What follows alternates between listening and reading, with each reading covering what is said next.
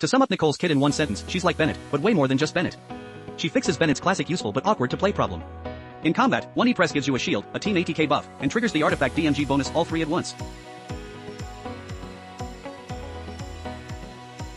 So how does Nicole actually feel in your existing teams, and what does she change? Let me grab some Nini pills first. I'm Chocho, your Genshin Talk buddy. Nicole's elemental skill spawns 5 elemental particles, lasts 20 seconds with a 16-second CD, seamless uptime. It shields your on-field character while buffing the whole team's ATK. First, let's look at shield strength at talent level 10E. With a 4-star weapon and 3,600 base ATK, the shield clears 17,000 plus that extra 250 absorption against Pyro, swapping her signature and ATK jumps to 4,200, shield pushing near 20k. Her shield multiplier is actually identical to Inepha's. But Inepha's usually sitting around 2,500 ATK, giving roughly a 13k shield. A 50k HP Zhongli puts up about 28k. So Nicole's shield is solidly upper mid-tier. The ATK buff itself has two parts, base and upgraded. The base portion scales up Nicole's own ATK. At 15, capping the team ATK buff at 600. So Nicole needs 4,000 ATK to max it. On top of that, if your on-field character is a Hexerite character, you get the upgrade and extra 300 ATK on top. Non-Hexerite characters have to stay on field for 3 seconds first to trigger it. When it activates, the screen flickers with a pattern, 3 crystal butterflies circle inside the shield, and a crown icon appears next to the character's HP bar in portrait. And when the on-field character lands a hit, Nicole upgrades herself too.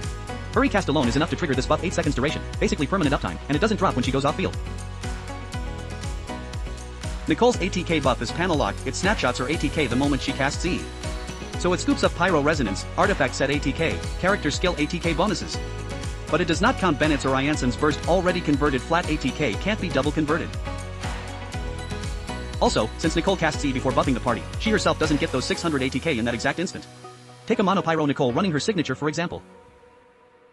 With ATK Sands, Goblet, Circlet and ATK substats, your Flower and Feather need around 4 ATK rolls to hit 4,000 ATK.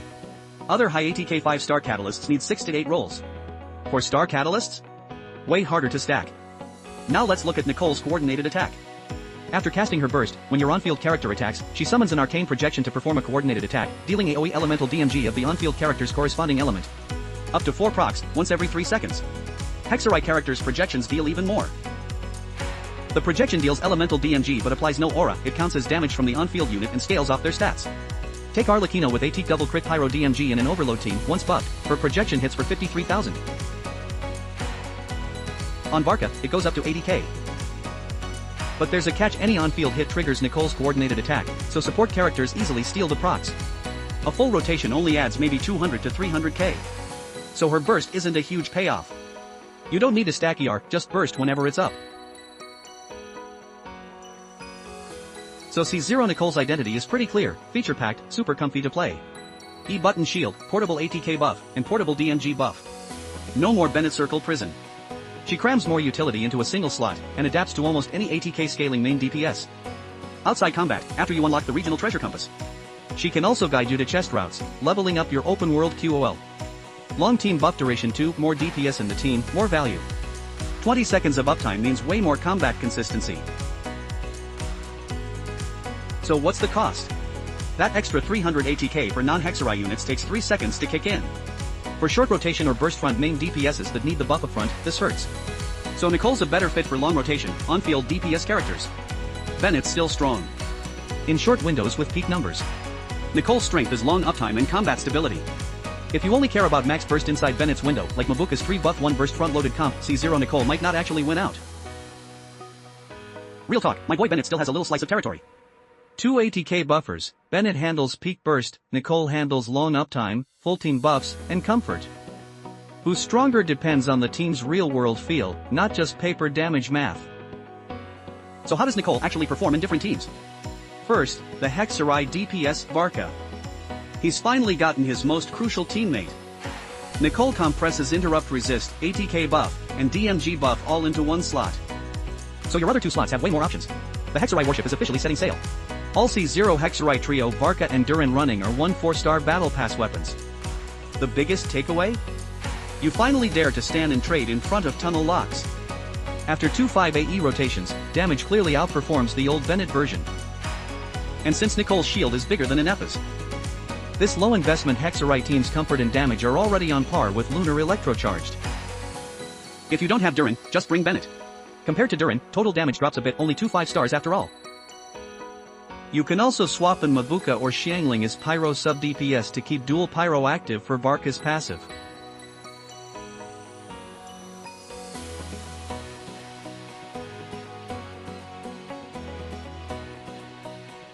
Other Hexerai main DPSs coincidentally all want ATK buffs, long on field time, and interrupt resist. So the damage and comfort gains are all really solid. Venti Hypercarry runs Faruzan Nicole, where projections eat Venti's full 50 DMG bonus and Faruzan's Anemo Residential Shred and DMG buff, even her C640 crit DMG. So Nicole's burst actually pays off really well here. Venti's passive also gives the team energy back, easing burst pressure. Nicole only needs around 140 ER for one burst per rotation. My C0 Venti, all 4-5 star team clear improvement over the Bennett version. That said, total damage still trails the 3-5 star Varka team a bit. Clean Nicole Chevreuse Fiscal Overload next.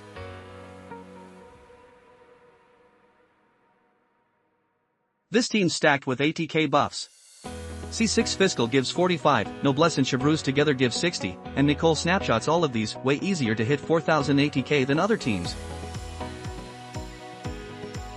Now let's look at Nicole with non-Hexerai main DPS. Top priority, pair her with another Hexerai support to form a double Hexerai plugin. Examples, Durin, Mona, Venti, Fiscal, Sucrose, Prune, etc. Tons of options, covers Overload, Burning, Melt, Vape, you name it. Biggest gains, Kinich Burning Team, Kinich Durin Ian San Nicole. Note, Durin needs Deepwood for the Residential Shred. Kinich naturally has very long on-field time, so the 3-second delay on the non-Hexerai 300 ATK only really affects his first shot. If you have Chevreuse, you can swap Ian San out, double DPS comp better leverages Nicole's team-wide ATK buff. Nicole Hexerai support the double Hexerai combo. Can also slot into Overload teams. Chevreuse is mandatory. For Pyro DPS Overload, you absolutely need off-field Electro Nicole Fiscal Chevreuse. Example, Arlecchino Fiscal Chevreuse Nicole.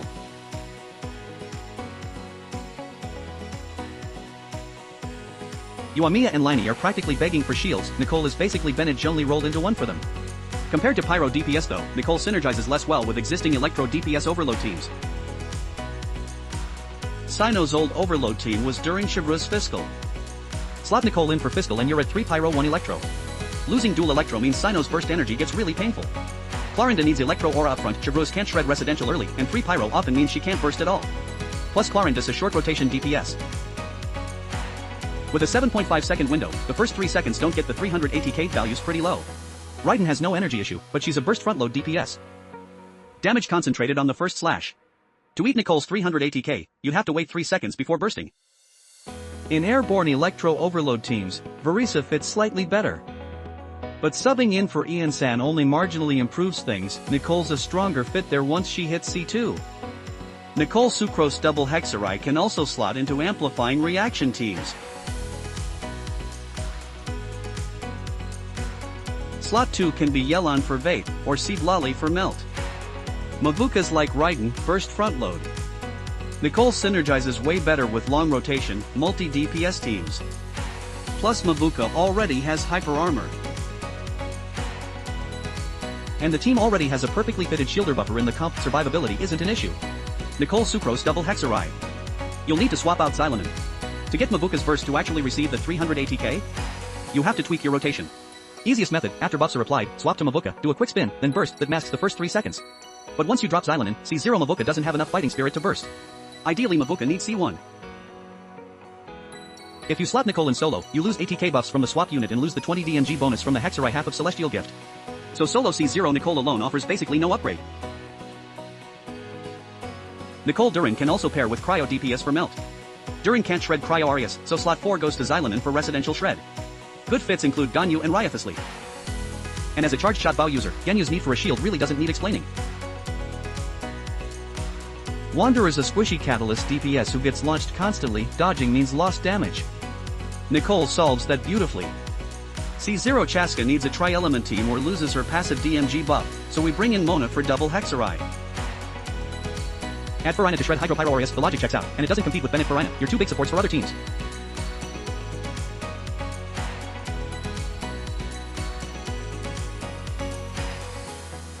Navia as an ATK scaling Geo DPS used to be locked in with Bennett for Zylanen. Dual Geo Dual Pyro ATK, DMG buff, Residential Shred all covered. If you have Albedo, you can even free up Zylanen, multi-core damage means higher totals. After the Geo Crystallized buff patch, Navia's eating good again. Nicole's shield and ATK buff cap are tied to her E-skill. LV10 hits the 600 ATK cap, so prioritize maxing that out. Her coordinated attack burst isn't a huge portion of damage, and many teams don't even need her burst, just level it as needed. Talent priority, main E, sub Q, leave in A. Build at 18x.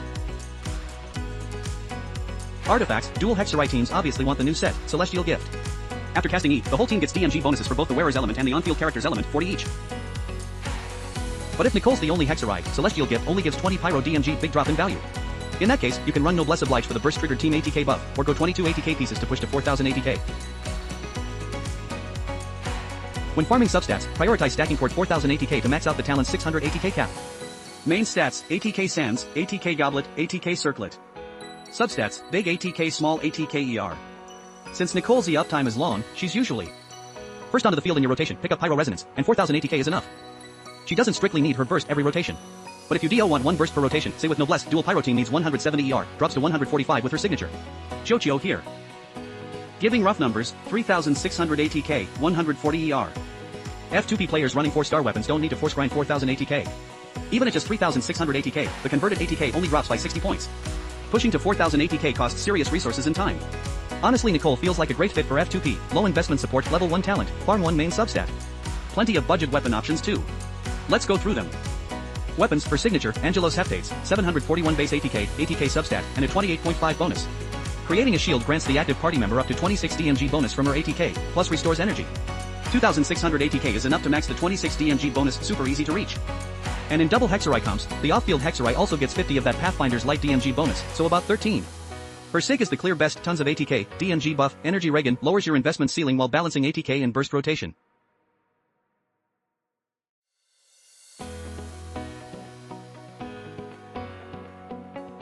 No signature? Plenty of substitutes.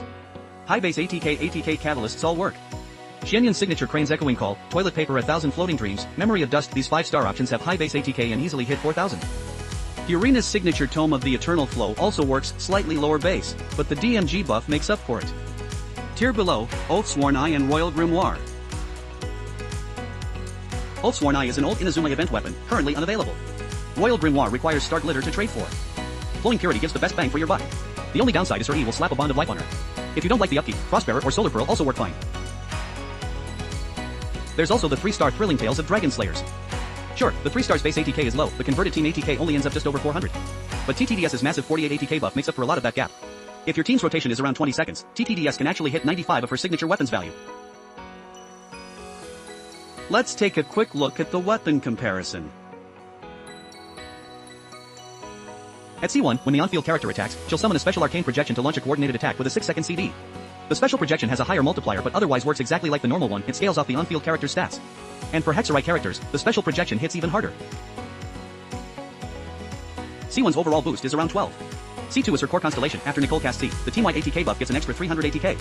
And when a character enters their arcane revelation state, on top of another 300 ATK, they also get a 25 residential shred to the corresponding element. For example, a C2 Nicole with 4000 ATK can directly buff the whole team by 900 ATK on E. Since Nicole self-triggers Arcane Revelation when casting E, she also throws in a 25 Pyro Residential Shred. Two quick examples here. Varka Nicole gives you 25 Pyro and an MO Dual Residential Shred. Kinich Nicole gives 25 Pyro and Dendro Dual Residential Shred. Also, in co-op, Nicole Z shields teammates too. After unlocking C2, Nicole can buff the on-field character up to 1200 ATK, basically hitting Skyward Atlas tier 1002 ATK buff numbers.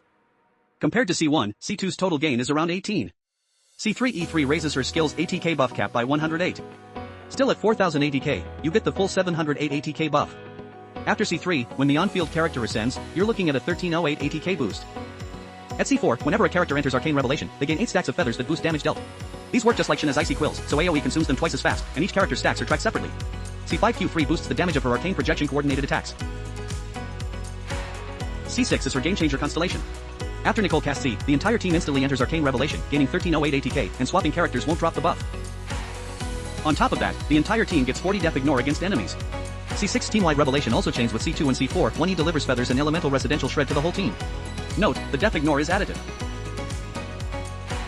For For example, Raiden C2 ignores 60 DF stacked with Nicole C6 and you're completely ignoring enemy DF, a flat 40 damage increase. Just remember, Def Ignore and Def Shred multiply with each other, so the value gets diluted. Here's a breakdown of Nicole's constellation gains.